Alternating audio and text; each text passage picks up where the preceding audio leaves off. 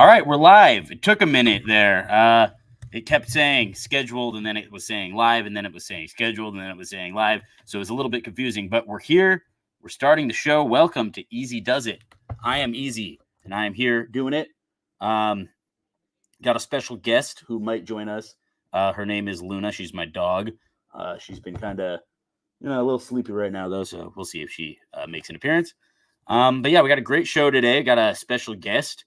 And of course, our usual, occasional, frequent, recurring guest star, the great Noah Friedman. Not really sure how to introduce you, Noah, but how you doing, man?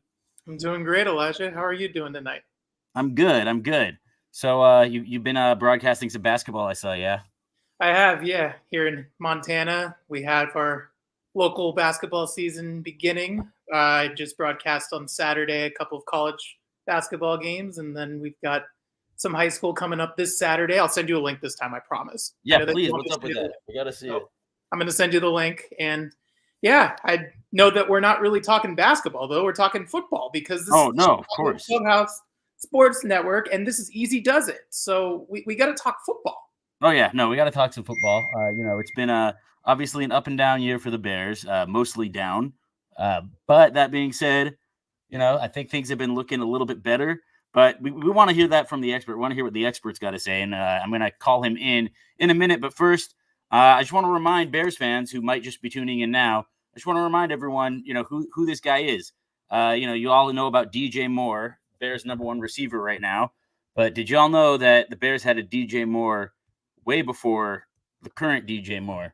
And this DJ Moore was an excellent defensive back for several years with us. Always, had a nose for the ball, always making plays. Just to refresh your memory, I have a highlight reel that I put together last year. Figured I'd go ahead and play it. And now we'll really know who DJ is. So roll tape.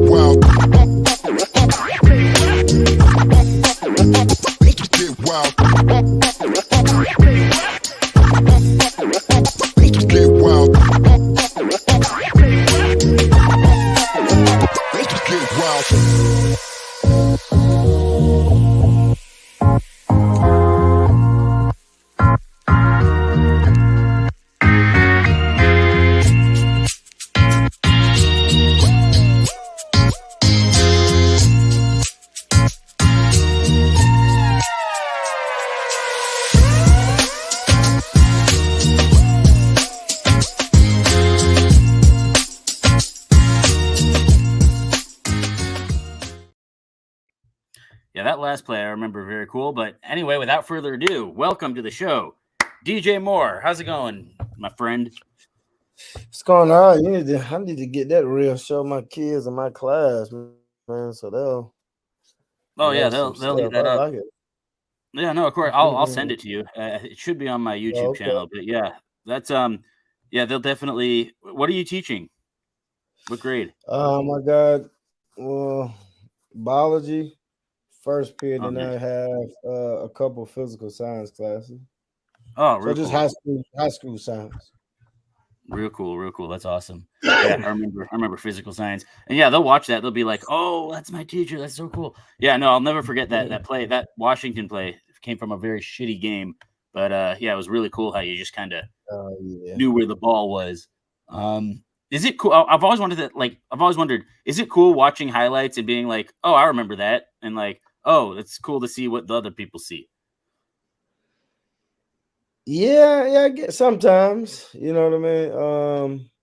It does bring back a refresher of like saying, "Oh yeah, I could run and jump a little bit back in the day."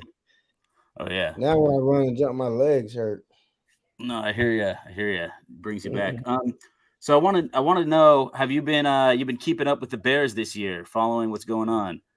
A little bit, honestly. I don't watch much. I kind of check the score and in the box line or whatever. So I can't sit down and watch a 4-hour game. It just my kids want to allow that to happen.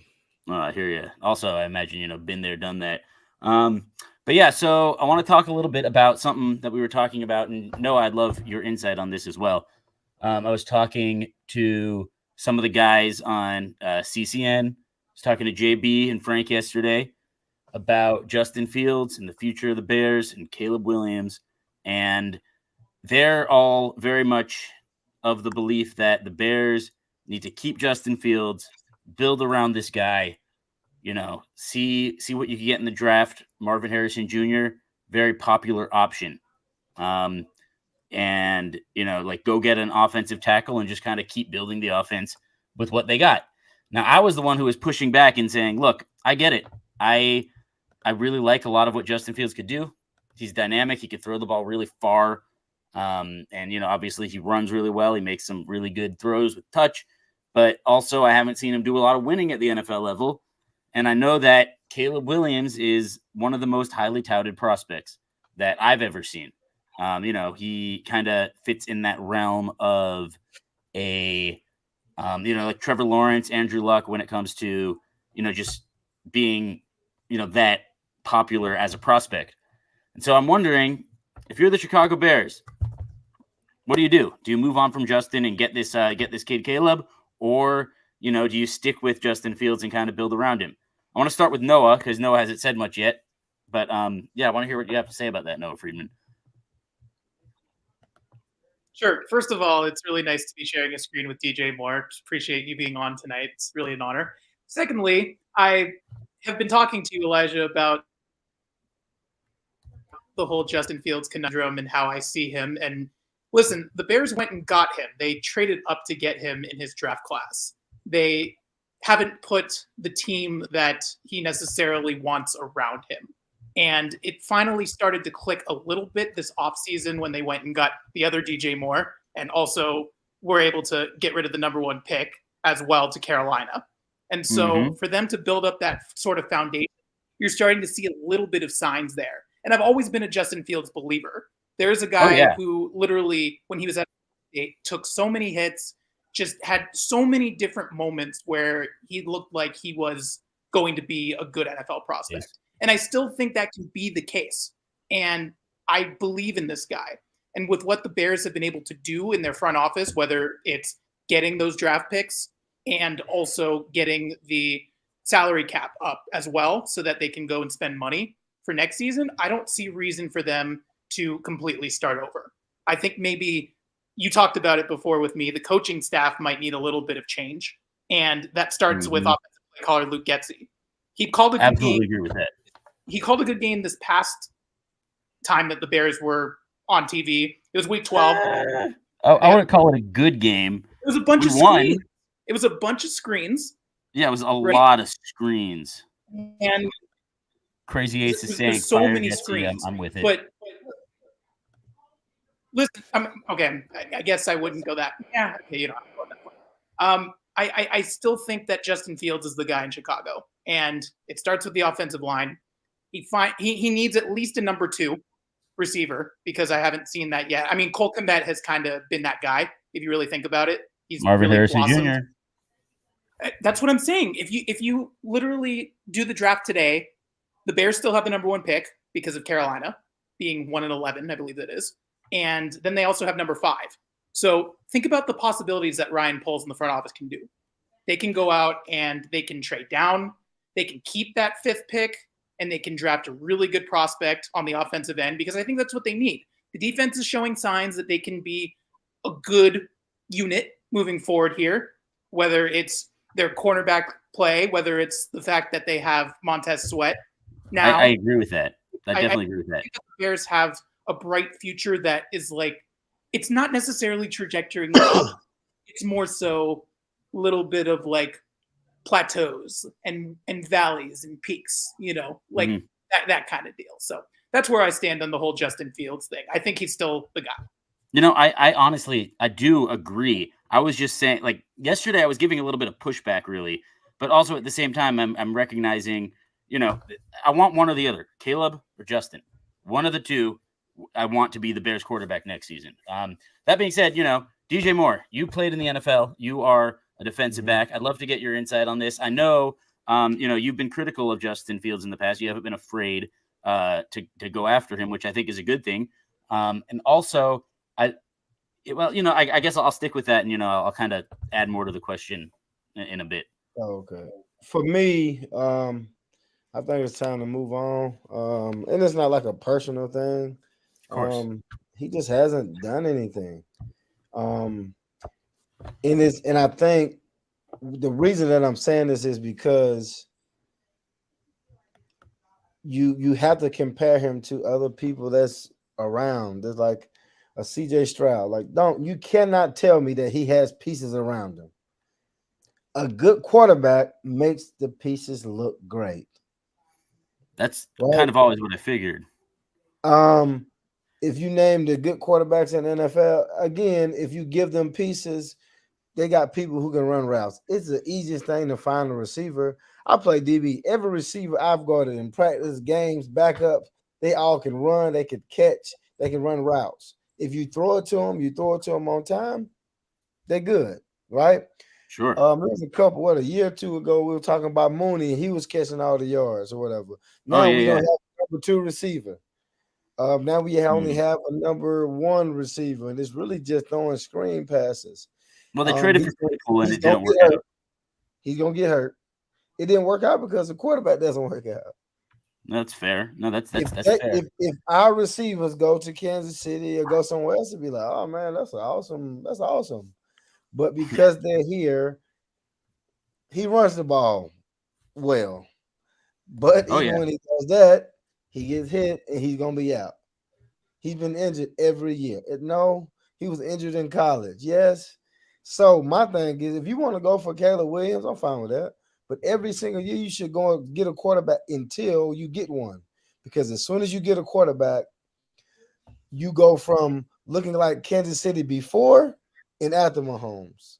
You go to looking like Buffalo before and after Allen, and the Bengals before and after. Like you change the trajectory of your team. And the reason that we haven't been the top of the division because, Green Bay has always had that quarterback. And their quarterback, even now, is still outplaying us. He looks pretty good. It scares me, DJ. He looks pretty good. Like, what? So I think as a team, you got to figure out something. I think you can go and even the receiver, DJ Moore is doing awesome. But again, his value is high, right? Get rid of.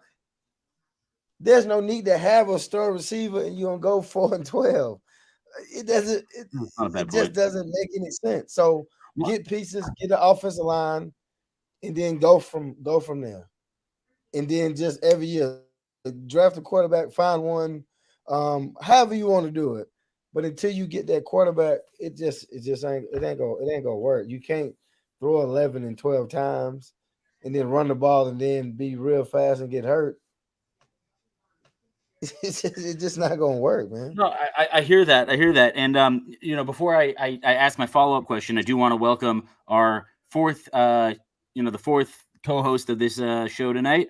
We got the great Mr. Chicago, who is just an expert on all things Chicago sports. How's it going, Mr. Chicago? Welcome to the show. Greetings, fellas. I'm pretty good, man. How's it going? We're good. Have you been listening at all, or did you just tune in? I just jumped on. All right. So right now we're talking about, this is something I got into it a little bit with JB and Frank last night. They're saying, build around Justin Fields. In the draft, we're going to have a top pick and we're going to have probably like the 5th overall pick. And, I'm going to be rooting for the Patriots tomorrow night. Hope they beat Mitch Trubisky and, just really establish some space between them and Carolina. So, the Bears could really, feel more comfortable in having that number 1 pick. They're saying, draft Marvin Harrison Jr., get an offensive lineman and just build around Justin and just keep trying to build the offense. I was pushing back a little bit saying, I could definitely understand the logic of getting Caleb Williams, that that that generational talent. A lot of other people, have their own opinions. Noah's kind of in the same camp as Frank and JB, and DJ was saying he kind of wants to. He likes to see the Bears move on from Justin, and I just kind of want to get your take on that. Listen, what's the difference between Justin Fields and Mitch Trubisky? Nothing. Oh, I don't know about Justin that. Fields is a little bit. What? He's a little bit faster. That's it. What? No. Okay. Think about all right. No, listen, he's a little bit faster. Trubisky made it to a Pro Bowl. Fields did not. Again, however you want to put it. As a damn alternate, man. Like, really? Did he really make the damn Pro Bowl? Or did somebody was like, you know what, I'm not going to play, so let me just go find somebody else. There were like six people. You got to give him. You got to give him credit for what he do. Cut it out. You can shit on him now, but you got to give him credit for what he did. Fields ain't did anything. Just help me out. All right. Look so at I heard enough. You do have you have a good point. You have a good point. But Mr. C, I want to hear what you have to say about it. All right. So first things first.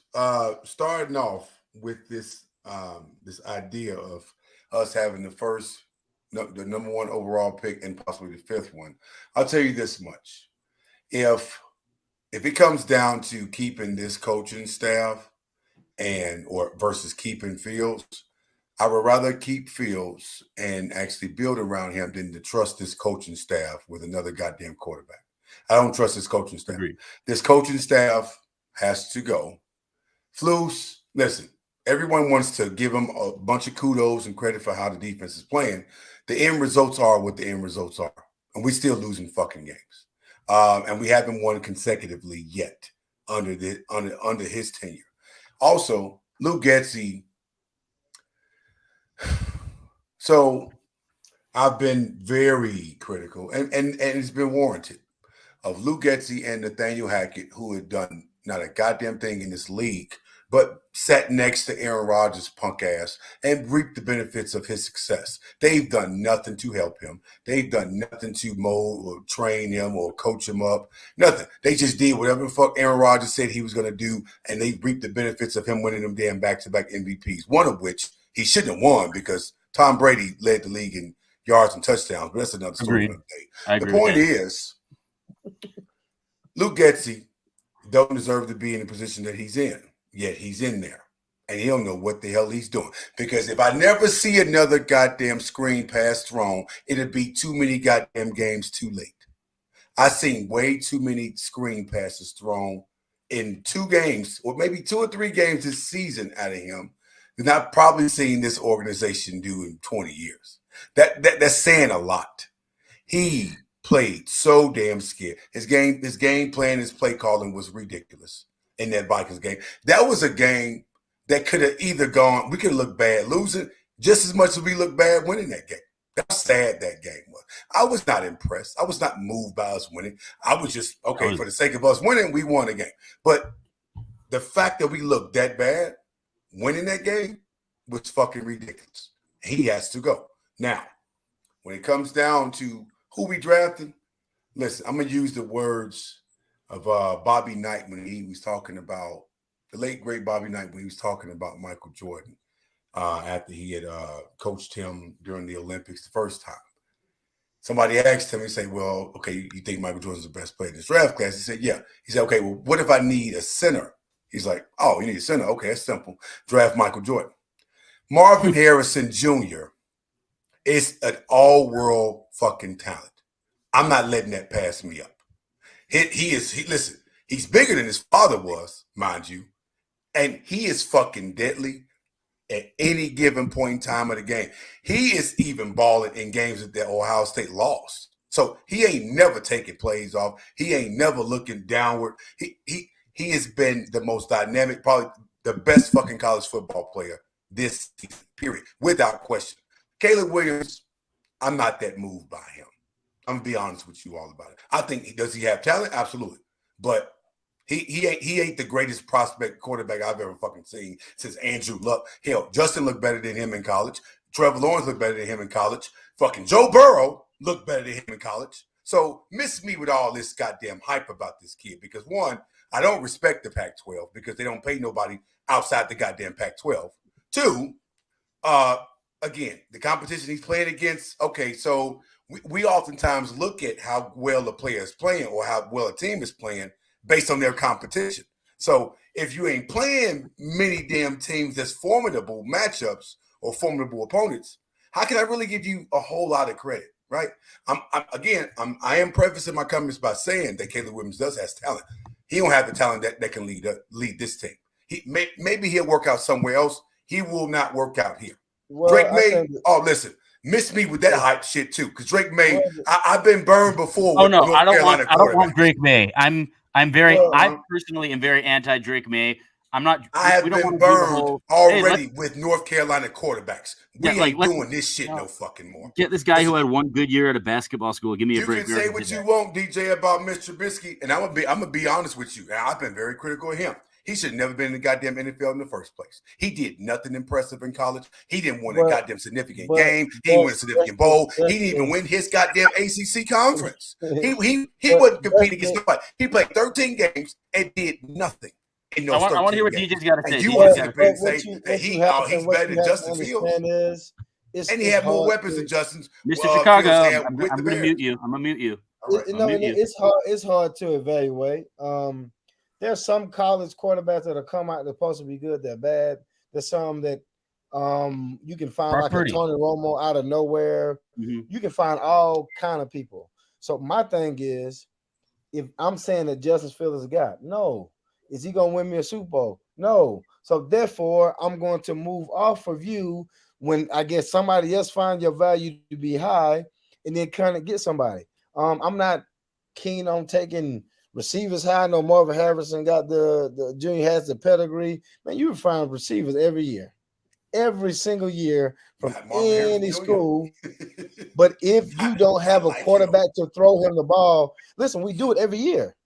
Wait, so like Jalen Hurts, who had similar, and not to just compare him, but simply comparing the situation. So there was a lot of people that was already casting him away and throwing him away his second year in the league before he had this all-world fucking talent around him with the Philadelphia Eagles offense. But as soon as he got all these goddamn weapons, he took the fuck off and been in MVP conversations ever since then. He took him to the goddamn Super Bowl. They look much different without him on the field, clearly, in a couple of games that he didn't play in. But they got two number one receivers over there balling the hell out this year. They have one of the best offensive lines in football. You can sit there and tell me that we can't simply give Justin all these weapons and he actually be productive and be successful? No, I'm not buying it, because Caleb Williams is going to be in a shittier situation if we tear this shit all the way down again. What is he going to do then? Then you're going to be talking about how bad he's playing.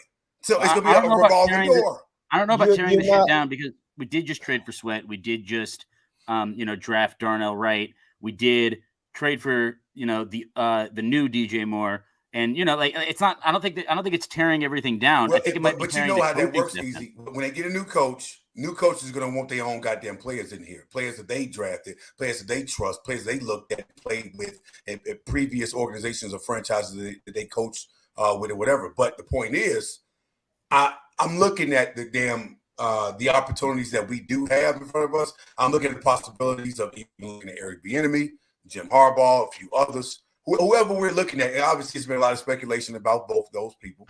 But I'm telling you that even with those two candidates specifically, they're going to want to come in to possibly either do one or two things: want their own quarterback, or I think Eric Bieniemy would do quite well with Justin Fields. The way Eric Bieniemy works, I mean, you can tell how much worse the damn Kansas City Chiefs offense is without Eric Bieniemy, because Matt Nagy ain't doing a goddamn thing for that damn offense. That offense looks terrible with Matt Nagy calling plays. Versus what Eric Bieniemy has done. You can tell sometimes when it's a Nagy play, that's for sure. Yeah, trust me. Listen, I got into a long discussion with some buddies of mine about this topic. So Eric Bieniemy has a fucking pedigree and a damn resume that stands out amongst a lot of people. He's been 3 goddamn Super Bowls calling plays for this damn Kansas City offense. And he helped win 2 of them. So nobody else can hold a goddamn candlestick towards Eric Bieniemy's resume. And I'm pretty damn sure, and I'm almost 100% sure Eric B actually do a great job. I want to hear DJ's response. I want to hear DJ's response. I do have another person to add to the show, but first I want to hear what DJ's got to say. We're going to have a lot of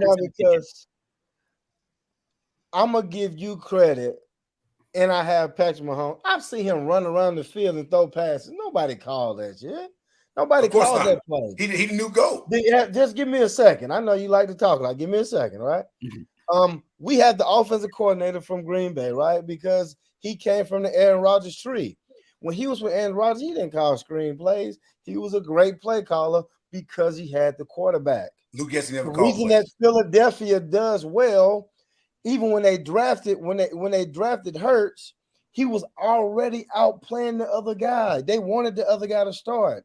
Certain people just have it in them.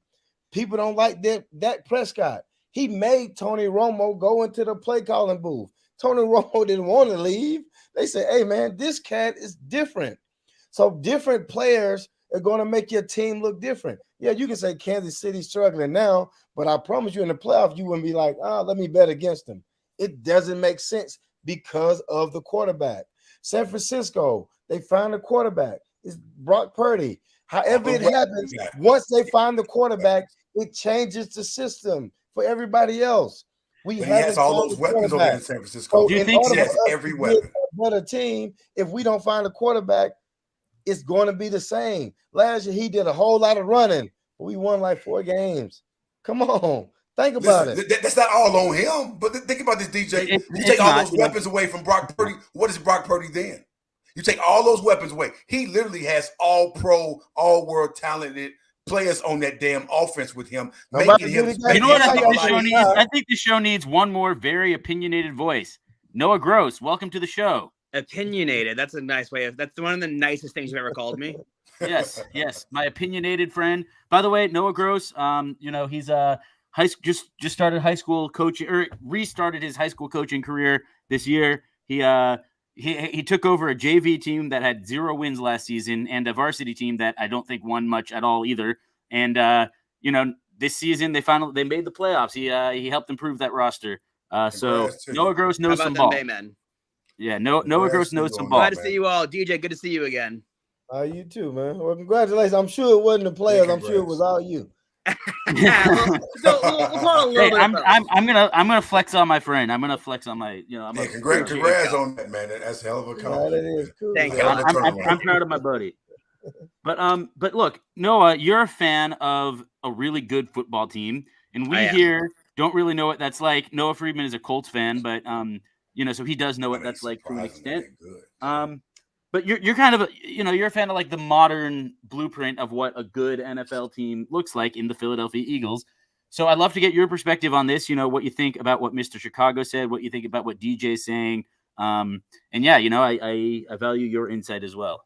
No, I make no qualms about it. I've been very spoiled as an Eagles fan, particularly in recent memory, but like throughout my life, I've been pretty spoiled. I did the math on it last year. I think the Eagles have the 8th or 10th highest win percentage in my lifetime. I'm very spoiled. I'm a spoiled, privileged fan, totally. That being said, I think there's some Bears fans that are a little bit more doom and gloomy than I am as an outside observer. I think the Sweat deal made a ton of sense. A lot of Bears fans didn't understand. We're not competing. You very well could be next year. Like I think the Bears roster is not as deprived as talent as maybe some others do. That being said, there are some massive holes, but they're going to have draft ammo and cap space to fill both, which they did so last year. They had cap space last year. They used it. They had draft capital last year. They used it. All moves, to my understanding, are more or less working out so far. TJ Edwards, from my understanding, has looked really good. Edmonds has looked really good. Darnell Wright has been a monster when I've watched him. So these moves are working. For Bears fans, the moves have worked. I know some people got a little bit. It took a little while, but yeah. It took a while. The Claypool move, I understand some people felt burnt by that. I get it. That was a bad move, but you're allowed to have a bad move. That. Trust me, Derek Barnett, bad moves happen. But I think the Bears, they did last year was really, really good, and I have full faith they're going to do it again this year. It's a really good free agent class. It's a really good draft class. The Bears are going to be in an incredibly enviable position, being with likely 2 top 5 picks that they could hypothetically go in any direction. Personally, I think if they have a chance at Caleb Williams, they simply must take him. I don't see any universe where Justin plays well enough in the next month and a half, whatever it is, to make you pass on Caleb Williams, arguably the third or fourth best quarterback prospect of the century. Like there's an argument for him to be up in that discussion. And then on the flip side, with that second pick, I could see Marvin Harrison. I could see someone like a Dallas Turner. I could see a trade back. That's probably more the route they're going. I could even see, I know Cole Kmet's a great player. Brock Bowers in this offense, I think could be an absolute monster. I personally, as an outside observer, I think I'm a bit more positive on the Bears outlook than maybe the average Bears fan. Understandable. Y'all got it rough. I'm very privileged. I know, you know what I mean? Right. Well, yeah. And that's why you'll text me like, oh man, we're tied at halftime. I'm like, bitch, I'd love to be tied. And you're like, I will shank you. And I'm like, yeah. Okay. But yeah. So yeah, I do value that perspective. But I want to ask again to Mr. Chicago and to DJ, because I feel like that's kind of where the heat of the debate is right now. Do y'all think? I mean, or DJ, I guess as a defensive back, and I think I've asked you this before, but I kind of want a little more nuance on this. Is that, and that's like. Like when it comes to preparing for a quarterback, like, is it easy to prepare for Justin Fields? Like, what do you do when you prepare for the Bears offense? Like, are you like, oh, we're just going to get a bunch of screens all game? Like what do you do? Now, if you watch the game, yes. And you just don't want him to run. You want him to stay in the pocket. And then other than that, that's it. Because he's not going to really push the ball down the field. Probably going to throw the ball about 3 yards down the field, and that's about it. And when he does throw it deep, he got a deep ball, but he's going to overthrow it. But then again, though, if the offensive line doesn't hold up that well anyway, so I mean, you just tell him, put pressure on him. Because even if he runs, just hit him. If you hit him, he's going to do what? He ain't going to get back up. Just hit him. It sounds so simple, DJ, but I'm going to tell you this much. The way he's connected with the other DJ Moore, it's been pretty fucking fantastic to see. Did he miss any games this year again? He did. Yeah, he missed some games. Oh, again, you just hit him. He's gonna be out.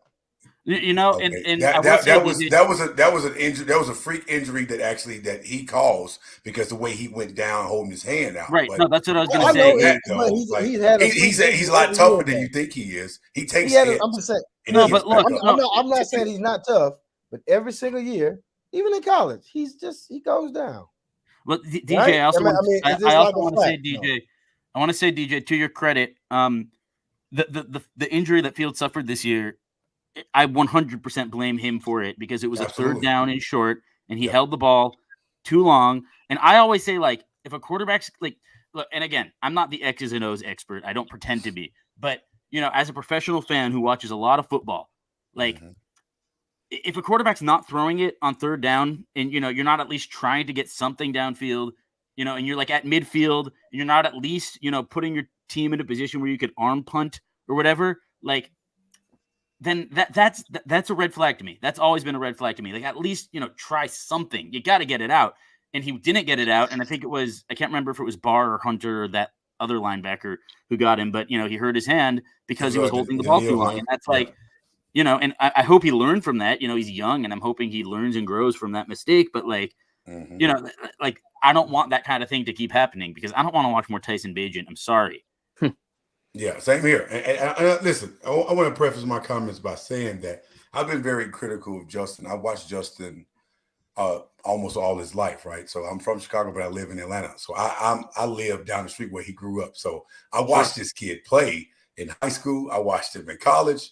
Like I know the talent and the intangibles that he possessed, but no, he hasn't consistently put it together. But I'm not going to sit up here and put all the blame on him, and I'm not going to sit up here and absolve him of any blame. But I am going to say that with the right offensive coordinator, with the kind of talent that he has, he can definitely be successful in this league if given him the proper chance. We haven't given him a chance as an organization, not consistently. No, not with the offensive coordinators that we've had so far in these positions while he's been here. We haven't done enough service for Justin when it comes to putting him in positions to be successful and help us win games. No, we haven't. But also, there are some Justin Fields specific mistakes that he's making that he does have to clean up and fix. And I do believe with the right coaching staff, he can do that. I'm not sitting up here telling you that he's going to be the next Pat Mahomes. Nobody is. Mahomes different, man. He the new GOAT, right? So he's the standard. I completely agree. But I do think Jalen Hurts Mahomes also is one of those players one of those quarterbacks that I look to. I mean, the Eagles are the standard that we as Bears fans want to see our team end up being, right? So I want to see that trajectory, come into fruition with Justin. And I do believe he has the talent. Mitch Trubisky didn't have the talent to even do what we asked him to do. He didn't. He was very limited on he couldn't read defenses. He didn't have a strong enough arm. He could run, but I mean, he wasn't that fast. But he was easily they both predictable. Can't read defense. I told you they twins, brother from another mother. No, look, I do want to. That's an overreach, DJ. That's an overreach. It's not. You've been watching him his whole career. He's never. But DJ, I want you to answer. I do have a question for you. His numbers in college. That Mitch didn't look nowhere near that impressive, and he didn't deserve to be no damn number 2. No, look, even Mitch's highlight tape in college, and I know, like, it's highlights. It's highlights. His highlights weren't even exciting. It was just like a bunch of RPO shit. Like, he had no highlights. He went to a damn school that ain't even known for football. No, I mean, look, there were highlights. They just weren't like breathtaking like Caleb's and Justin's are. But anyway, I do want to ask specifically Noah Gross and DJ, because Noah, I like your coaching perspective to an extent. And then DJ, like as someone who played in the league, I want to ask about, because Mr. Chicago keeps talking about play calling and how, they call a lot of screens and, they don't push the ball downfield in this offense. How much of that is the coordinator, not calling, slants, plays like this, and, not calling plays that are designed to go downfield? And how much of that, if that is because the offensive coordinator doesn't trust Justin Fields, to make those throws? And how much of that is because, they just think that screens are what's going to win? They just think that horizontal is, most effective. How much of it is about the offensive line? How much of it is it about, we don't want Justin to turn the ball over? Because look, when I look at what the Packers are doing, they're throwing it deep. They're doing some gadgets and, those, jet sweeps to Christian Watson and whatnot, but they're letting Justin kind of sling it. It seems like the Bears are not doing that nearly as much. They're calling a lot of screens. And when they do call plays that go downfield, either maybe receivers aren't getting open, but also Justin's holding the ball forever. So I guess, just putting your, in the mind of an NFL player or, someone in the defensive room, how much of it is about, is the Bears kind of, and Luke Getsy kind of telling on themselves that this quarterback isn't where he needs to be, if that question makes sense? And I like your answer, DJ, and then Noah, I like to hear your comment. I think it's probably a little bit of both. I think with Gross being an Eagles fan, he would understand the McNabb and the Brian Westbrook days where it was a screen a lot. But they called it at the right time, and it just seemed to be perfect all the time. And just really sticking with the Eagles, the difference between us and Hurts and them, the defensive line is like top world class. The offensive line is the same. We don't have that. Hurts doesn't do anything complicated. Even if you watch him in the Super Bowl, he would run, and then they would do like a deep ball to the receiver, the same route over and over again. It's not complicated. No, it's not. But to me, with Fields, I don't think, because at times he just doesn't get it. I mean, I'm down here when the high school kids, it'll be like 3rd and 15, the cat will throw a 3-yard out. Like, hey man, what are you doing? You'll see that from Fields. Now, if it's a screenplay, they call it a screen. The offensive line got to let them through and they got to go. But again, there's always certain reads and certain things that you can do within a play. And then again, is he reading it right? We don't know. We're not in the film room with them, and he's saying well, you throwing this or you throwing that. But you have guys that coach with other players that they didn't call this style of offense. That's why they're known for whoever they are, because they was with a certain person. Now, again, you can say I can't give you credit because it was the Tom Brady's and the Aaron Rodgers, but I don't think you can do it. And you ain't shown that you can do it. And we got your receiver after receiver, and we got rigorous receivers going out here and catching all kind of passes. Well, you just can't do it. So I don't see him doing it. And if you want to get him another offensive coordinator and all the pieces, man, listen, if you get somebody all the pieces, he can be Brock Purdy. You can bring anybody in there. You won't need that. Well, let me ask you this question, DJ, because obviously you played in the league, you understand this. Is it possible that for the scenario that you just brought up about the 3rd and 15, right? And we're calling screen plays on 3rd and 15. Is that Justin or is that the play caller who's giving him the damn play to call when you clearly know you ain't getting 15 yards off no damn screen play? Or is it Not both? even against the worst defenses. Or Well, can that's it be a little bit of both, ridiculous, though? man. That's kind of my question. Is like, in this particular scenario, normally, if you 3rd and like 15, normally you run a screen because you're not going to get it, like on purpose, so you can punt. So if you ever watch the game, if it's 3rd and long, the team runs a screen, they get close to the first down, then they punt it. You're trying to stay within that 3rd and 6, 3rd and 7 range, so the defense has to play normally man-to-man defense. Oh, so DJ, again, I saw y'all do that all the time when you played. Well, everybody's going to do it. If it's 3rd and 6 and less, you got to play man. I can't give you a first down. But there's been times we've been 3rd and 6 and he's calling screens.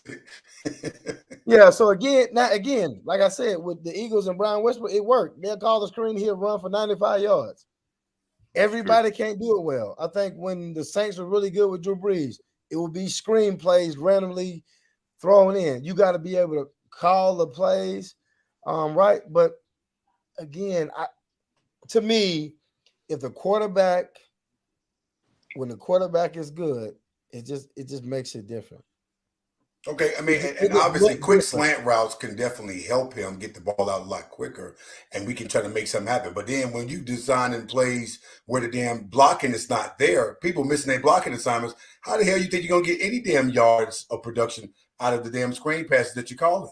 That's ridiculous. We've seen plays, a lot of these screen plays that happened a week and a half ago, there was no blocking.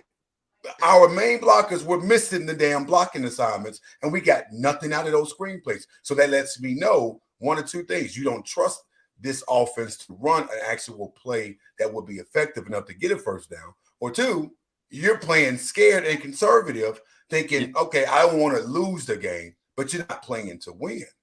And how many times have you seen that happening? Where teams will play to not lose? Mr. C, I want to shift over to Noah Gross because he's got that face like I really got to say something. I could be wrong, but I mean I know you pretty well. But let's hear it, Noah. You do know me well. So the screen issue I think is twofold. Number one, and DJ can speak to this.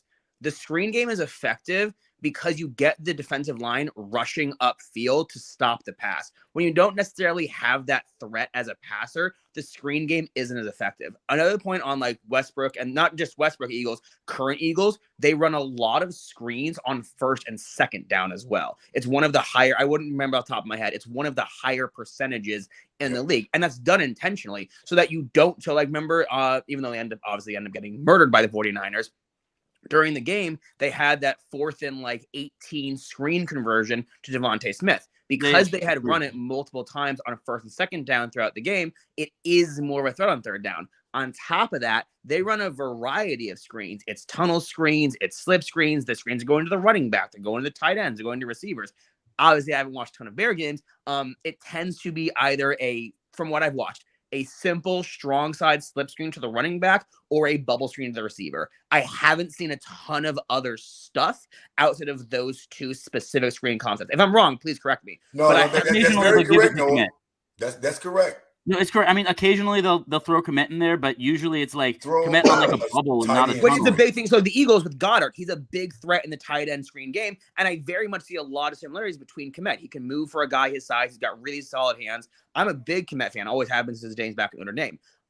So DJ, I'm curious your perspective as a defensive back. The screen game is obviously a little bit different in how you defend it. Can you talk to like when you know it's a threat on early downs, it is therefore more effective on later downs?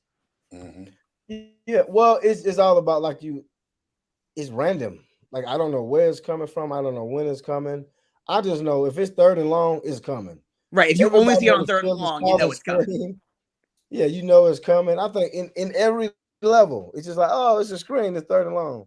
So again, when you're not sure when it's coming, it's hard. It's like when you play a team and instead of running the ball on 1st down to do a play action and throw it deep, it's going to be one-on-one because I got 8 people in the box. Like you got to be a little a little less. You mean a little less predictable. Now I think you would think that the play call say, "Hey man, change it up a little bit," but it's just interesting because all of the good teams in the NFL, from y'all to the 49ers, their offense and defensive line are built superb. The Cowboys struggled for a long time. What did they do? He said, "You know what? We gonna go get some linemen. If we don't get linemen, it just won't matter. He can be as fast as he want to be, but it just won't work unless he's a Patrick Mahomes guy where he make those guys look remarkably better. Right. I don't think there It just is won't that work until you get those guys up front. It feels like Josh at a Allen certain to a point, less degree, does it sometimes too. Though. Sure. Yeah, but Josh Allen he also he's a big guy. Yeah. Josh Allen also has Brett Favre disease. Well, not he does literally, but he really does. He's an interception machine. Hey, Amp, welcome to the show, man. Glad you're here. I'm gonna ask another question, DJ, real quick, regarding how to defend the screen, right? So if we see a team, because playing against the Vikings and we won that terrible looking game, they're blitzing 60% of the damn time in that game. You can't tell me that a screen or screen passes are the most effective and successful things to beat that blitz. When it was a couple of times I remember in that game where those screen passes could have potentially been interceptions, take the damn house. So the best way that I've noticed in observing this game to beat the damn blitz is right up the middle. Your safety net is your tight end. Cole Kmet needs to be right there in that middle, waiting to get the damn ball, or even DJ Moore to a lesser degree, because you know where the blitz is coming from. So why not pick apart that blitz and have them rethink and even blitz you in the first place? A screen pass is not going to beat that damn blitz that's coming at you. And Brian Flores did that the first damn time we played him. And the very first play of the game. Oh my God, it was drove a me damn crazy. sack, man. It drove me insane. What the hell was this? So nobody saw this. We're coming off a win. We just beat Washington. 10-day, mini bye week. Justin Fields, let's get it. He finally had 2 good games in a row. First play of the game, he's blindsided. DJ, I'm telling you now, I know good and damn well when you play in this game, you gonna call the damn coaches out and be like, wait, what are you doing? What, you didn't see what they were doing? Like, you didn't see how they were lined up? You didn't see how they was their formation? Like, why are we running that play? Like, I know it's been times you question certain things that even your offensive coordinators were doing. You just like, wait, why did he run that play? What the hell was that? And then it was either a turnover or a quick 3 and out, and now you're back on the field. Now, if you run a screen, you can't. Now, again, if you catch them blitzing at the right time, it is a perfect play because you have less people to tackle. Normally, if I blitz from the left, then if I'm the quarterback, I'm throwing to literally right behind the blitz because it's voided. The safety has to come down. But again, you got to be able. That's the quarterback having to be able to read it fast. So when you look at the metrics of quarterbacks, they always say, "Well, how's he against the blitz?" Because if you can't read it, then it's going. Because every quarterback goes down a little bit against the blitz because you got to be able to read it and see it fast. And then depending on if we disguise it and made it look a certain way. But again, if the blitz comes from here, you throw it that way. Now, again, if you can get a screen in, but teams are smart. They understand, okay, they're going to run a lot of screens going into the game. So even when I blitz or don't blitz, I know, hey, DJ Moore over here. Hey, I remember seeing him in the preseason catch one to go about 60 yards. Hey, you have to understand he's going to run screens. The quarterback is going to run. We just can't we can't let him run and throw. We got to take something. You got to take something away. So again, they got to be able to trust him to just throw the ball and just let him do the Josh Allen thing. Let him do the Brett Favre thing. Just, just try it out. That's all I'm saying. I'm give him a chance. Don't limit him. That's all I'm saying. And he has been limited to the amount of things that he's been asked to do versus the things that he is known for doing well. Do what you do well and let him cook, man. Let him keep doing it. But he's not doing that. Luke Getsy's not doing that for him. He's doing a disservice to this kid, knowing the kind of talent that he does have and possess, where he can take off, not just with his legs, because whether you want to believe it or not, he still managed to get us down the damn field and threw a hell of a damn pass to DJ Moore to get us in field goal range to win that game. Even despite the 2 fumbles that he did commit, he wasn't sad. He wasn't sad and having his head hanging down low and shit. He was like, you know what? I got to make up for that. That's my bad. It was nice to see. That's what I want to see a leader do. Finally, yeah. Because he hadn't really stepped up in that moment. Real quick. And I'm gonna ask Friedman this one since he ain't talked in a while. So, and Friedman, I do have a question for you. I am saving something for you. Well, we got House, we got Stroud, and we have Fields. Why is Stroud so much better then, with less weapons? Could you explain that? Better. That coaching staff is better. Yeah, it's Freeman's turn. I agree with Mr. Chicago in that the coaching staff is 100% better. You take the offensive coordinator that they just hired from the San Francisco 49ers, and you take D'Amico Ryans, and you put those guys into the system. You draft C.J. Stroud. You already have a good offensive line to begin with. You have an up-and-coming receiver, Nico Collins. You had Tank Dell before he went down last week with his injury. I mean, Dameon Pierce was literally like amongst the best rookie running backs last year, and he hasn't seen the field. Think about that. The Texans are 7-5, and they are doing this because they have belief in that clubhouse. D'Amico Ryans is a guy who literally has turned that franchise around in literally less than a season.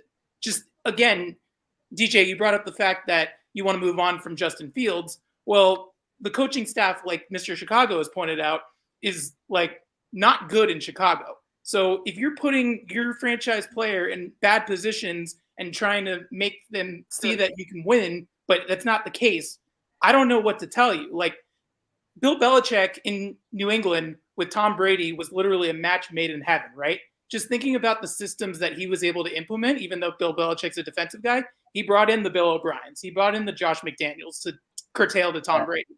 C.J. Stroud is better than Justin Fields right now because of the front office that the Houston Texans have, the fact that they are able to build around that. Guys that you didn't even hear of have literally made names for themselves in less than a season. And it's also, like I said, about belief really too. Just the fact that they are able to go around and run stuff, make them believe that every single time they take the field, they're going to win the football game. So the Bears don't have that. I've seen some of the locker room footage when they have won games. It's been very moot. Just thinking about like Justin Fields they do a lot of dancing 1 or 2 times. Too much dancing for me. And that's it. I agree, Mr. P. Every time you guys keep talking about the coaching staff and you keep talking about the Luke Getzey's of the world, not necessarily having that play calling experience like Mr. Chicago talked about, because literally Aaron Rodgers was calling his own game on the field. I mean, the Bears have been burnt out so many different times, whether it's been, the offensive coordinator for the Kansas City Chiefs becoming the head coach, Mark Trestman, who had coaching experience, but in the CFL didn't necessarily translate to the NFL game, right? Like, I'm sorry, I feel like I'm making Mr. Chicago like relive some really bad memories right now. Oh man, no, Freeman, I can hug you right now with the facts that you're saying right now. Yeah, I mean, we have done such a terrible job at even evaluating and vetting out the right coaches. We had an opportunity to get Bruce Arians that fucking year to be our head coach, and we had Mark goddamn Trestman as the damn coach who had no experience at the damn helm being a head coach in this NFL. He was from the Arena Football League, and we took a gamble on him, thinking we found a diamond in the rough, and we found a goddamn penny in the dirt.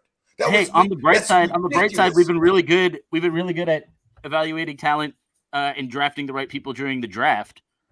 Like, we've gotten all those picks right, so that's good. I won't say all of them. No, that's a joke. That's a joke. It was sarcasm. But even thinking about just how eloquently stated that Friedman just lamented about how his coaching staff has not done Justin a very strong service, to say the least. They haven't put him in situations to be successful. Not consistently. They have been conservatively scared as hell. When we have a damn lead, we can't sustain the shit, all because they want to play to not lose the game rather than playing to win. That's a recipe for disaster, DJ. Can I say something to Mr. Chicago about that, about the whole scaring tactic with what they've done with Justin Fields? So I looked at this stat, and I'm reading it right now. Justin Fields, in that Monday night game against Minnesota, completed 14 of 16 attempts behind the line of scrimmage. Both of those were career highs, the completions and the attempts. As a result, Fields averaged the lowest air yards per attempt, 2.7 in his career. That is called conservative play calling to the max. Yep. You can't get more conservative than that. You really can't. Not to mention all the dumbass jet sweeps that we always fucking calling. Like, this is ridiculous, man. No, this is Mr. not a Chicago, play we talked about this. caller. No, we talked about this right before the Charger game. I was like, look, like you can't just be like getting cute against the Chargers. Like run the ball normal, like play regular fucking football. First play or second play of the game after the bomb to Mooney, they go out and they run that friggin' jet sweep, against Mack and Bosa, who have seen a lot of jet sweeps in their time playing football at every level. And I DM'd you like immediately. I was like, dude, what do we talk about these jet sweeps and what do they call on the fucking second play of the game? I'm with you. It's very frustrating. I can call the plays out. out. Point though, a little bit. Okay. Because New England has the same coach. Yes. Yes, they do. Yes. And look how bad he's looking now. He looks really bad. You know why he looks bad? Because the quarterback is not there. And because if the Texans don't have CJ Stroud, they're not going to look as good. The coaches won't look good. His first game or so, he looked awful, and then something clicked for him. Alabama's in the college football playoff, not because Nick Saban, because they had to find a quarterback. They were scrambling, just putting people in. They looked awful. Were. Yeah, they were. Milroe didn't start off the season too well. The quarterback stepped up, and once the quarterback stepped up, it makes it look different. Our quarterback is not that guy. See, but it has to be a relationship, though. You just said that. Passing yards. Okay, but DJ, you got to understand I do think there is a little bit. I do think there's a little bit of a contradictory take here because look, we're talking about the Eagles. You talk about great offensive line, 2 really really good receivers, good running backs, and whatnot. The Bears don't have all that. So if in the draft the Bears in the first round hypothetically get Marvin Harrison Jr. and then they go out and they get Joe Alt or they get Fashanu from Notre Dame or Penn State respectively. I like Joe Alt. Personally, I think he looks like he's just a nasty motherfucker. Put him next to Jenkins and you got like 2 really nasty guys. Then second round, you get yourself a center. And then you have every position of the line filled, with Darnell Wright, Nate Davis, mystery center, Tevin Jenkins. Just like Houston did. We need a center. And Joe Alt, just like Houston did, sure. And then you got, DJ Moore plus, Marvin Harrison Jr., 2 really good receivers. You got Kmet. I mean, obviously, this is I'm saying names, right? But it's like at this point, then you have what should be a good offense or a good offensive core. Couldn't Justin Fields elevate his game with, when he's given this kind of thing, this kind of support? As long as Getsy's not there. As long as Getsy's not there, assuming we move on from want Getsy. Him to hit the lottery. The quarterback is supposed to be the lottery. When Aaron Rodgers left Green Bay, they were struggling. The other quarterback is in. He's doing okay. Like it was an awful offense. The receivers can catch the ball, but for some reason, this other quarterback is doing the thing. Even with the Eagles, Hurts looked the part even when you had the other guy. He's always looked the part. Not everybody felt that way, DJ. Not everybody felt that way about Noah didn't feel that way. Noah Gross did it. That was right. Everybody felt that way about Jalen Hurts before then. No, they didn't feel that way about him. He was always the backup quarterback, and whenever you put him in, whenever he was in the preseason, he looked the part. Kansas City Chiefs, they started Mahomes the last game of the season and said, hey, man, you are different. Send the other guy. He can play, but he's not you. Russell Wilson, too, by the way, when he started in Seattle. Fields looks different. Matt Flynn was there. Don't look like that type of guy.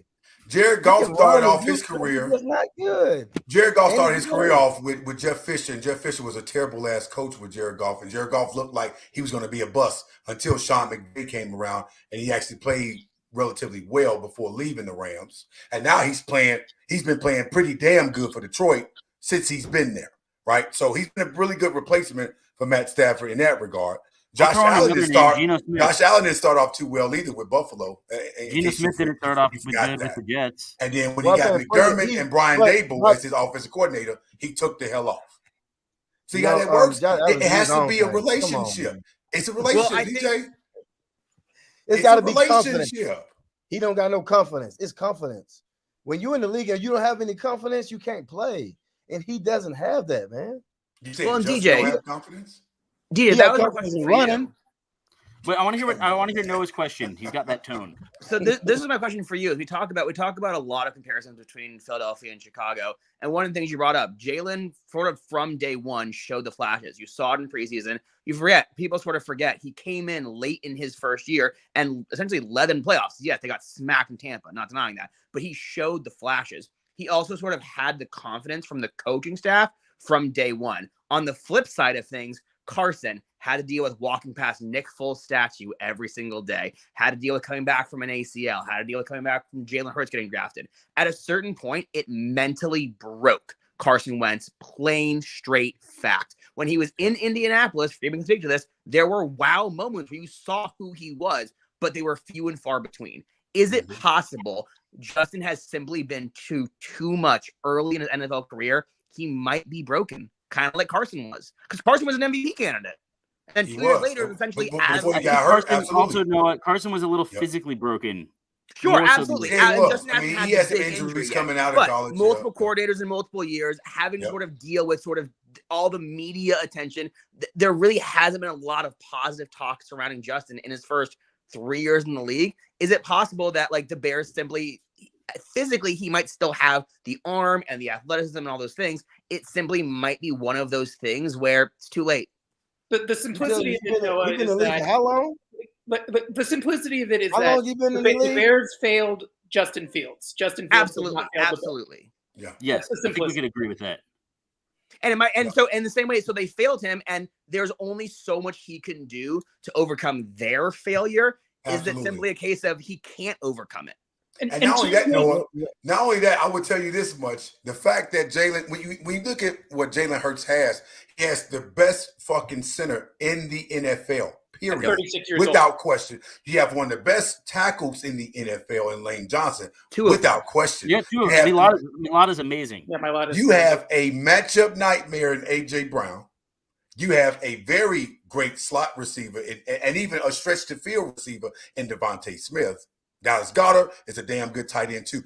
You put these players in this position for him to be this successful, and they are all world, all pro talented players. These are not just some okay players, some decent players. These are some of the best in their positions playing with Jalen Hurts. This is why he's this damn successful. You're not going to sit up and just give. But he didn't have all of that his rookie year. He didn't have AJ his rookie year. No, he Devontae was still a young player. He wasn't the Smitty we have now. You saw those flashes as a rookie, kind of not dragging a carcass of Russ.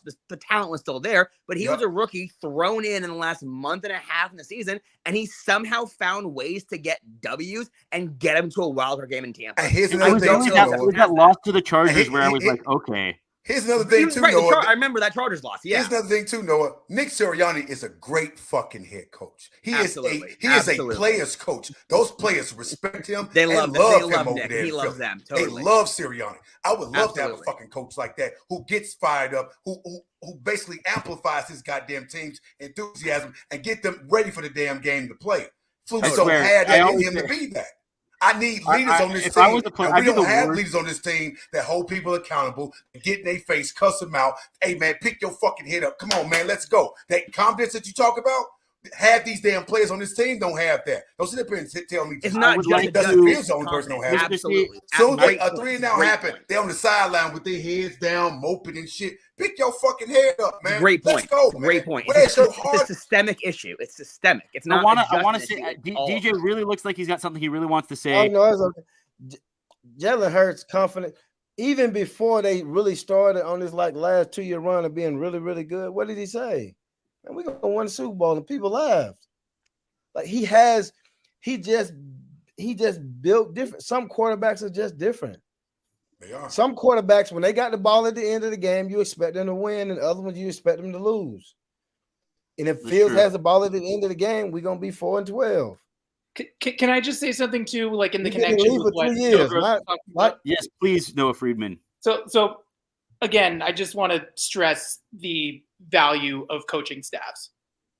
If you look at the Eagles' Super Bowl run, not this past year, but the year that they won it, Carson Wentz is an MVP candidate before he has that season-ending injury in Los Angeles at the Coliseum. Yep. Who do they bring in? Nick freaking Foles, who Dude. to that point hadn't done a whole lot Not and hadn't proven himself, and also went to an awful college. I'm an Arizona State alum. He's so anyway, who's the offensive coordinator for the Eagles in that Super Bowl? Frank Reich. What happens to Frank Reich the year afterwards? He gets hired in Indianapolis. What does Indianapolis provide Frank Reich after Andrew Luck suddenly retires? Provides him with 3 straight years of inconsistent quarterbacks. Jacoby Brissett, Phillip Rivers, Carson Wentz. What does that lead to? Frank Reich fired. That is an organizational failure. The Holy That's Trinity literally of the same Indeed. connection that you have now in Chicago. Absolutely. Absolutely. And it speaks again to your connection about coaching staffs in San Francisco or in Houston earlier with San Francisco. The points brought up like, oh, what would Purdy be without his weapons? He still is leading the league in explosive plays. And yeah, a lot of that has to do with the gut stuff around him. He still is an incredibly accurate thrower. Still has a really nice deep ball. Like there's that cohesiveness from San Fran to Houston, whereas to your point, in Indy, it was a new change every year, and not just at the quarterback position, but as a whole for a team. It's really hard to win on a year-to-year basis if things are changing on a year-to-year basis. I almost want to call Brock Purdy an anomaly, though, because he does have, I think, at least 2 Hall of Famers on his team, and that doesn't even include Deebo Samuel. But at least 3. He might be one too, though. But even to that point, I wasn't including Trent. Yeah, even to that point, no, a real question. So if you put Brock Purdy on this team and you put Justin Fields in the San Francisco team, does that 49ers team look different? Or do they look deadly? Or do they look better, worse, about the same? What do they look like? They look worse. They look worse. Yeah, absolutely. I actually do agree with that. And the reason is... What? With Kyle Shanahan? Yeah, I don't agree with that. Because Trey Lance couldn't do anything special. Granted, he got hurt, but like... Luna, shush. Sorry, my dog is barking. She wants to add her Purdy, you're telling me Purdy is not a Hall of Famer. He's not a great quarterback. He's playing good. He's a good serviceable quarterback, but he's not great. I think because he has all those weapons around him too. Average, is that fair? No, well, part of what fair. Part of what the Niners do is like their offense is so dependent on getting the ball in the hands of their playmakers, whereas part of what Justin Fields does is he is the playmaker. And great point. You know, like the offense and DJ Moore is too. And that's why Trey Lance didn't work out, by the way, is because Trey Lance, like his whole thing in college was, obviously, he was a big dual threat. He was, great thrower, of course, 44 touchdowns and 0 picks one year, which is insane. But then, he sat out the other year. That hurt him because he had I think the league got canceled or something. But either way, it was like, no, that definitely hurt him. There's no question about that. But I also think that that's part of why San Francisco, like, it's almost better to have a physically limited quarterback with a good arm, but that's why they won so much with Jimmy. Obviously, they didn't win a Super Bowl with Jimmy Garoppolo, but it's almost better to have a quarterback who isn't going to depend so much on his legs. Like I've always said, like I think Geno Smith, or maybe like I think a Geno Smith type, like a younger Joe Flacco type, would have been perfect for. Well, even Joe Flacco, like he might depend on his rocket arm too much, but I feel like the Niners, what they need is a distributor, and Purdy is a great distributor. He's really good at getting the ball to the people who need it. Whereas Fields, like he's always been able to succeed by playing out of rhythm, and that's my. But would you say that you do realize that Fields didn't run this much in college? He didn't run. No, I know. Oh, I'm well aware. I'm well aware. Listen, Ryan Day ran a spread offense, a NFL style offense in Ohio State with Justin. Justin was airing that bitch out all the damn time.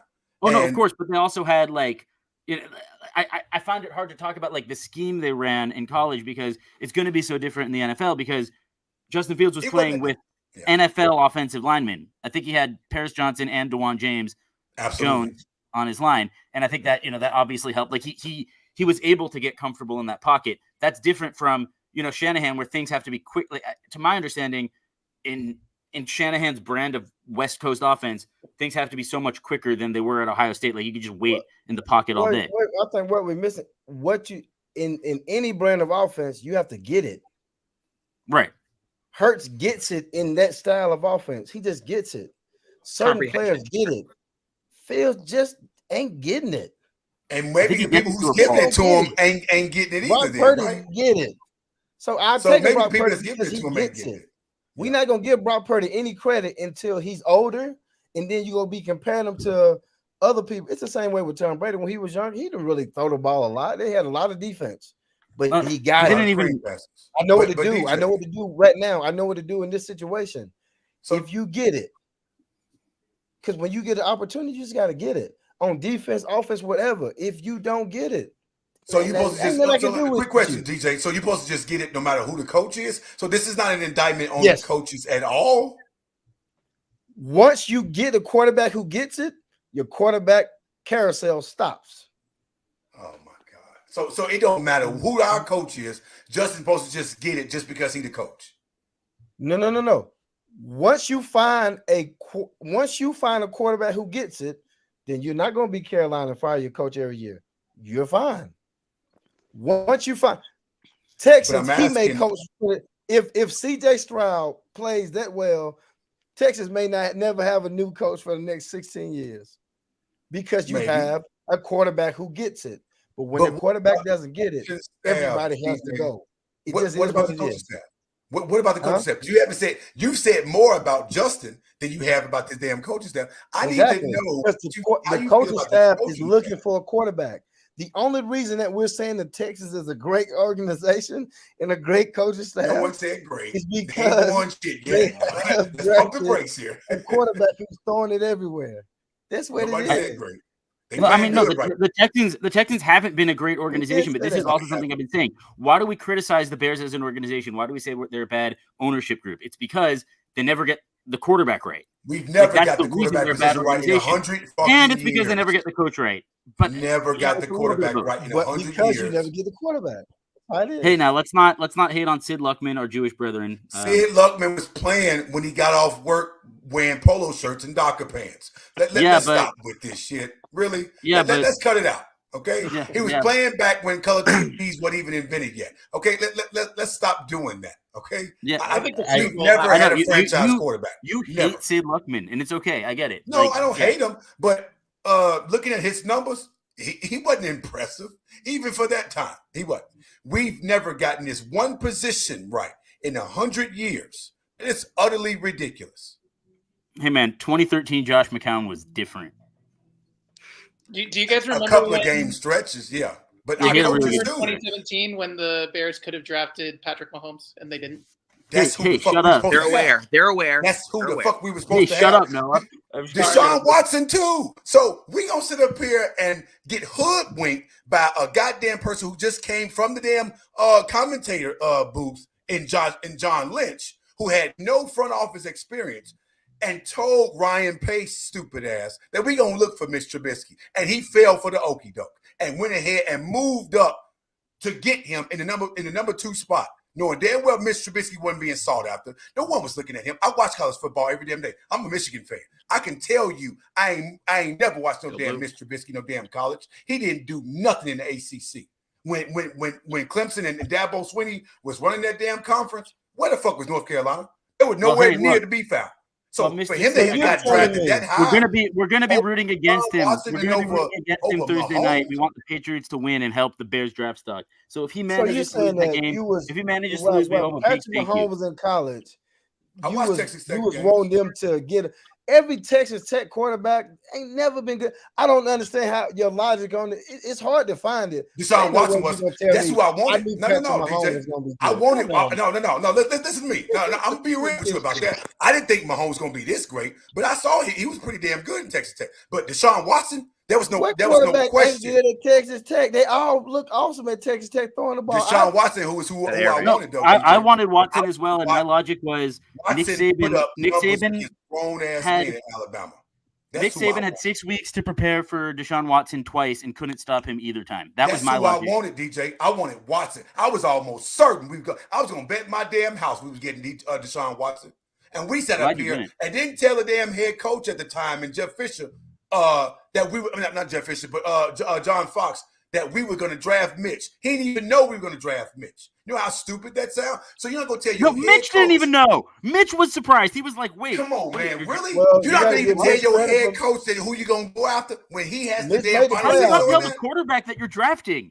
Come on, man. They said his name. Mitch You did can't better. do that, He's done DJ. better than Fields did. Now let's be clear. Now let's give him No, credit he for has. that. He had a better team around him than Fields has. No. Give him He's had a credit for better team that. around him. No, don't do him like We that. had the number 1 defense in the NFL in 2018. No, Hey, no, listen. don't do that. Did he win more games or not? Let's do. We had a top 10. Actually, see. So you playing the game, you're giving quarterbacks wins and losses as if it's them solely alone winning the damn game. That's how like NFL everybody else's does it. responsibility ain't theirs though. It's all Justin Fields' fault that we're But losing. isn't there the game. something to be Hey, said that's about a what life quarterback is. who, like, That's the way life works. Come on, man. Don't do that. isn't there You're something a to be said smart about a man, quarterback? DJ. Don't do that. Do you know Don't- at the end of the don't do game that. if they have the ball, it's going to be good? Like, isn't there something, and there's something that DJ was talking about, and I imagine, quarterbacks like that get a certain level of buy-in. And DJ, you played with Cam Newton. I'm wondering, like, just throwing out names, but like, I'm wondering if there's like a certain level of moxie that comes to the players from knowing that your quarterback is, has that clutch factor or gets it, so to speak. Is that a thing, DJ? Does my question even make sense? As you expect him. We played with Cutler, and I love Cutler, but I mean, I expect him to turn the ball over. Oh, yeah. I didn't mind it, but Wow. I guess we'll get more defensive snaps. I still firmly believe that every quarterback Cutler should have a owed me little money. Cutler in them. Cutler owed me But at money. times, though, I mean, we went on a playoff run, and he did really well. So at times, you would see the stuff, but I mean, I expected him to, throw interceptions. And then he quit. And he quit. And he owed me money for quitting. He owed me He money owed me for money fucking too. game. I want my damn money while he out here doing all these goddamn Instagram posts and on YouTube all the fucking time. I want my money. I mean, the fact that he went hunting for a bear and he took a picture with a dead bear, that's just so morbidly ironic. I'm like, really? Because he was a dead bear out there. The best damn player on the damn field was the damn player he was throwing to on the opposite goddamn team. And Devin Hester, but yeah. I'm just like, man, come on, man. And again, DJ, you like to Easy's point, you played with Cam. Ron Rivera was y'all coach. Ron Rivera is a well-respected coach in this league. He's a Hall of Fame great, a Bears Hall of Fame great at that. You gonna sit up here and tell me that he don't have the final say so in that draft room when it comes to who they gonna draft? You don't think he had any say in them getting Cam Newton over there? Like, come on, man, you can't do that. I mean, if I'm the owner and I got the money, you ain't got no say so with me.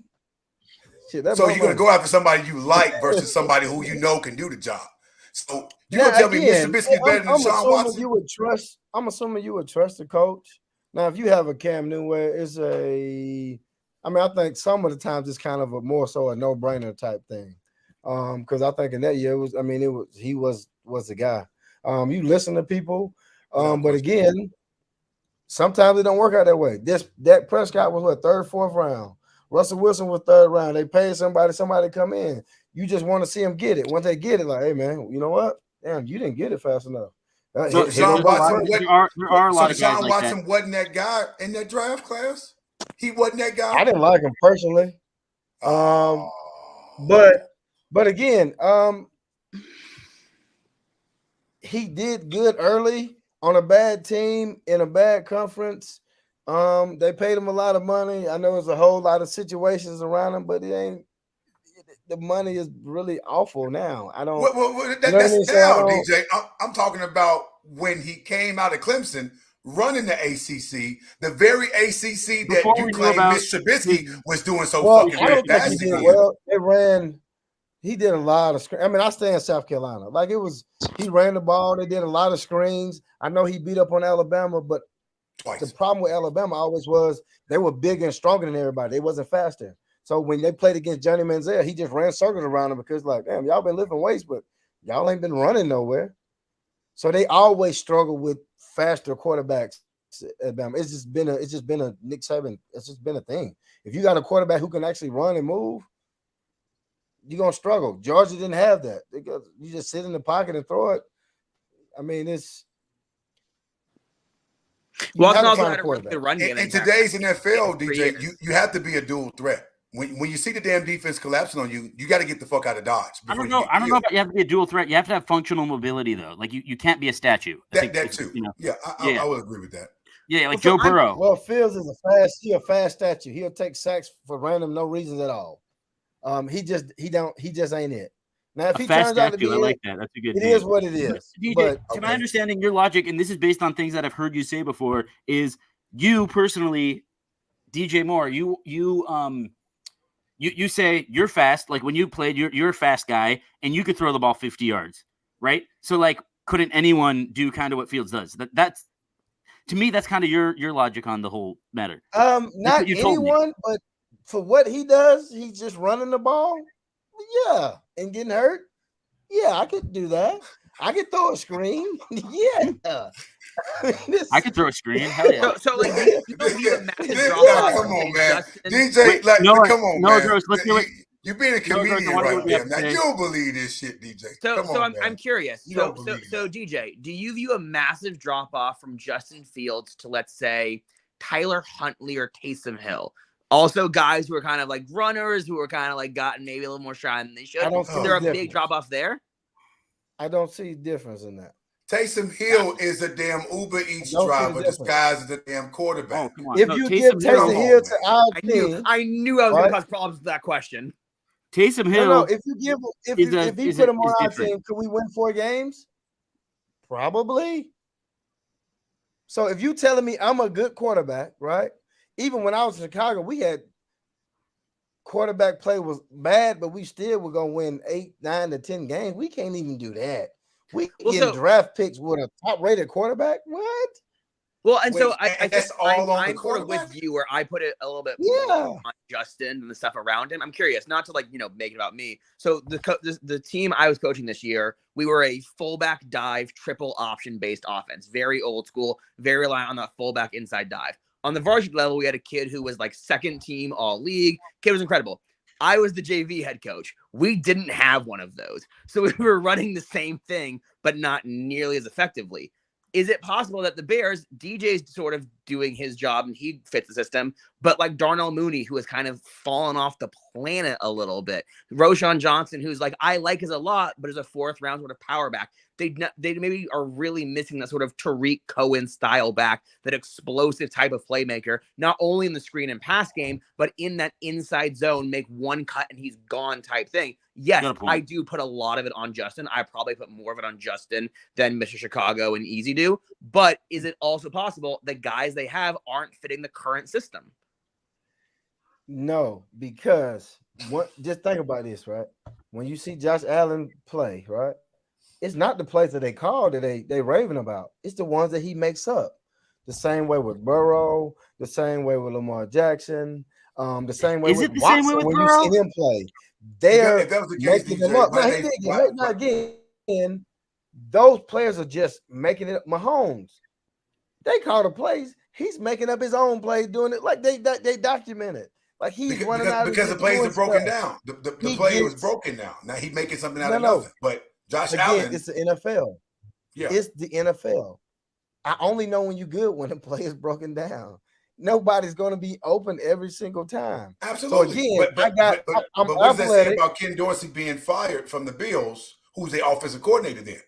So whose fault is that he got fired then?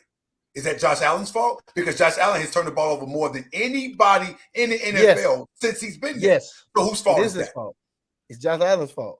Okay, so they paid him a lot of money, so they're going to find somebody else to come in and talk to him. He's going to be the scapegoat. Okay. You know how and Joe Brady is doing his job pretty dang well last quarterback's fault. Yeah. I mean, look, wow, sorry, there's a lot. I expected someone to talk over me when I said, I mean, look, but I want to talk a little bit. I want to shift to defensive side of the ball. DJ obviously played corner for the Bears. It's Phil's fault. He on offense and defense. Oh yeah. Listen, man, you can't make this stuff up with him, man. Listen, man. I was a fan of yours, DJ. You're killing me right now, man. Oh man, you hurt me right now. I want to ask a little bit though, just shifting gears for a bit. I do think, and this is just based off of the past few games, and I told Noah, I think I've talked to everyone a little bit about this, but I've seen certain levels of progress on the defensive side of the ball. Obviously, they haven't played a bunch of very talented people, and I know that the end of the Lions game at Ford Field was atrocious. That being said, 57 minutes of really good defense in that game, And then last week against the Vikings, getting that last stop to get the ball back to put us in position. Otherwise, if the Bears don't get that stop there, then we're remembering Justin Fields for having 2 fumbles that cost us the game in the fourth quarter, right? Yep. So the defense has shown improvements. Matt Eberflus had a uniquely difficult situation when his defensive coordinator just quit in the middle of the year. He had to take over play calling. It seems like he's finally getting a lot out of this defense. And yeah, no, I know, right? Is that the No, Bears I'm sorry. I didn't mean to be a jerk. It just slipped out. It's just such a you're Bears right. No, you're fair. You're fair, right, Noah. Noah. You're right. No, I wasn't trying to be a When jerk. I was the just like, oh God, it's so when bad. the damn defensive coordinator that you brought in is being fired by the HR department that I didn't even fucking know existed. Like, No, come look, on, man. You're Like, not really? wrong. You're not wrong. For but the point- non-football related issues, really? What the hell are The you point I'm doing? making So you is got this is a time to be unique doing challenge. some inappropriate shit while we out here losing and shit. Right. The No, point yeah. I'm making is that's a unique challenge, and I think that Eberflus in recent weeks has done a pretty good job, getting this defense together, calling good defensive plays. Do you think he's earned himself? Just depend. Like, I have not liked him as a coach. I really, especially after that Detroit game, I was very, very upset. And that Broncos game, terrible. But do you think he's kind of earning himself? Like he's figuring it out. Maybe he's learning. Maybe he's showing, that he finally knows how to coach a defense a little bit. Do you think he's earning himself another year? Do you think? And I also want to include Friedman in this because Friedman's a Colts fan, and even before the Bears, a year before they hired Eberflus, Friedman suggested him to me. They love him in Indianapolis as a DC, and I think he is a good DC, but I don't know about head coach. But I guess what I'm asking is, do you think he's earned himself another shot? And then pretty soon we will wrap up because my brother's got band practice going on. But I do want to ask, has Eberflus earned another shot? Have y'all noticed the same improvements that I have, etc.? Whoever wants to talk can talk. Well, I'll go first. So I would tell you this much because I've raised this question the past couple of weeks because I don't know if it's ever happened before in the history of this sport where a coach has got demoted from being a head coach to a DC or OC, whatever the case may be, because Flus has the defense playing relatively well. We're still not getting enough goddamn pressure on the fucking quarterback, even rushing 4 or rushing 5 or 6 or however many you want to throw out there, but we're still not getting enough fucking sacks. The turnovers are coming now. I'm seeing that past 2 weeks we've fucking forced a lot of turnovers. I do appreciate that, 8 to be exact. Now, with that said, because he's not a head coach, I would think, can we give him an opportunity to be demoted and bring in somebody else to be a head coach? I wish. Just go ahead and be the DC. Because I would trust him in that DC role. I don't know if it's ever happened before. I try to Google it. I don't think it's never happened since the merger, or maybe it happened before then. I don't know. But if anyone knows that, I would be willing to entertain that idea as a possibility because the defense is playing well, but not well enough to where this is a results kind of league. We still losing games. So however many damn turnovers or sacks we're getting, it still ain't enough for the goddamn defense to get the critical stops to help us win these games. So until last week. So we'll see. Week. We'll see going forward. Anyone else have insight on that, DJ, and then the Noahs, and then we'll wrap up. We can talk. It's all about quarterback. It don't really matter. They're not gonna sit there and say, "I'm gonna keep you," and then move you to defensive coordinator because it's about getting production out of your quarterback. I think they'll probably still give him another year, but because what's his name? Mike McDaniel's out of with the Dolphins. Miami, Yeah, Mike. Yeah, they're gonna be looking for somebody young, weird looking that call offensive play. Like it's just a thing. If you young and weird looking and just say little corny stuff and you want to call plays, now is your time. Hey, maybe I should be the guy. Well, I can call some plays. Man, you may get it. But again, you have to he has to so next year, in order to save his job, he has to fire the offensive coordinator and then bring in somebody he gonna have to try something. So because again, he should get another year, but he got to try something because the offensive coordinator gonna have to go. Even if he like him and believe in him, to save his job, you gotta some gotta give to try something with Fields. Or I guess with Fields, I guess. Well, we have to win out though. He can't stay if we don't. Hey, maybe if we win out, and then we're a playoff team. So I don't think that's happening. Playoffs? Don't talk about Playoffs? You kidding me? Playoffs? I just hope we can win a game. Sorry. Exactly my point, Easy. Like, we ain't making no damn playoffs, man. No, I know. That's a huge pipe dream. I set myself up there. No. Yeah. The funny thing is, after that video, then ain't that like the Peyton Manning thing started to happen and stuff? Wasn't that the era though? Yep. Yeah. That was about the time when Yeah, Peyton Manning right about, kicked in. yeah. Exactly. A quarterback who gets it. We back at the same. He point. led the league in interceptions, DJ. Keep that in Colts mind, went though. 3-13 I know. this rookie season. But not that next year though. I want to see Noah Friedman. I want your take on this because I know you love Eberflus. I do love Eberflus, and I just think back to what he was doing before he even became the Colts defensive coordinator. He was with the Cowboys for a bunch of years as their linebacker coach. Yep. Who did he coach during that time? Guys like DeMarcus Ware. A couple of talented guys like formerly Darius Leonard, now Shaquille Leonard. Also, and now he's coaching, Tremaine Edmonds, and he's coaching and he's coaching TJ Edwards. Like, just thinking about his pedigree, and like, I'm all in on this scenario that Mr. Chicago is proposing, because even though I don't think it's going to happen, and I don't think it's ever happened, it would be something nice because it would still have some sort of continuity, because he wouldn't be starting over necessarily. But at the same time, Eberflus is a guy who I don't necessarily, like I mentioned before, I don't think he can control a full locker room.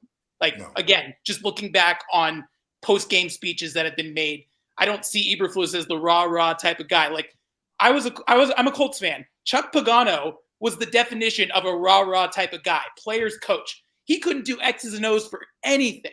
So just thinking about an Eberflus kind of guy, like thinking about an Eberflus kind of personality, it's not a guy who can run a locker room. But can he coach defensive players? Hell yes. And I want him to stay in Chicago to do that.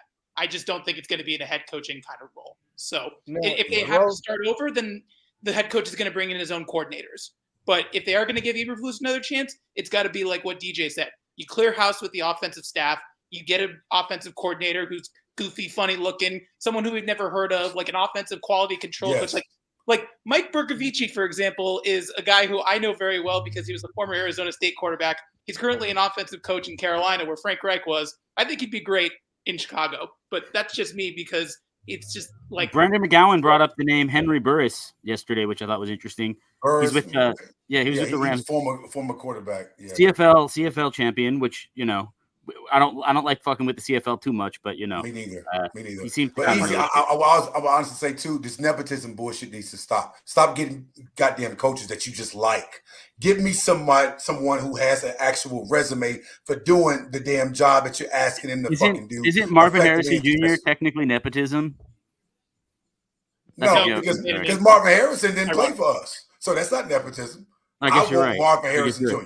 I want him. Oh no, I want him to. He's my number one for sure. Absolutely. He's pretty much my number one. But yeah.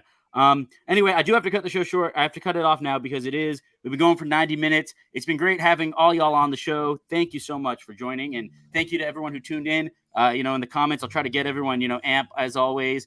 Torian, I don't know how to pronounce your name. Sorry if I butchered it. Trey, Ace as always. Robbo, my dad. Thank you, Dad, for tuning in. Antonio, of course. Thank you, everyone. Scott, last comment there. I appreciate it very much.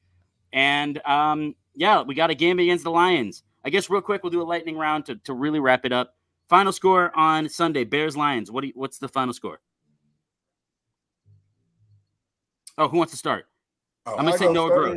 34-17 Lions. Oh, wow. Okay. Mr. Chicago? I'm going to say it's going to be a close one, 27-24 Chicago. All right. Oh, wow. We're going to win it. I like it. Noah Friedman? 31-20 Detroit. All right. And Noah Gross. Yeah, I'm sorry. Yeah, I still think Detroit's going to win this game. Yeah. 27-24 Detroit. Yeah. Right. 16-13 Chicago. Okay, I like it, Noah Gross. I think Lions are going to be sleeping. The Bears always pull one division upset per year. I think this. We already did. I think. Hang on. I think we're getting two this year. Is what I was about to say. I think we're getting two, boys. I appreciate the optimism, Noah. I'm gonna have to be more of a negative Debbie Downer Nancy, I'm gonna go with I'm gonna say I like the low scoring thing. I'm gonna say 19 to. I'll give a scoregami. I'll say 25-18. Lions get the win in a really weird game. This has been fun. Appreciate it, you guys. And as always, remember to like and subscribe and tell me if I'm full of shit because I always appreciate that kind of feedback. And this has been Chicago Clubhouse Network.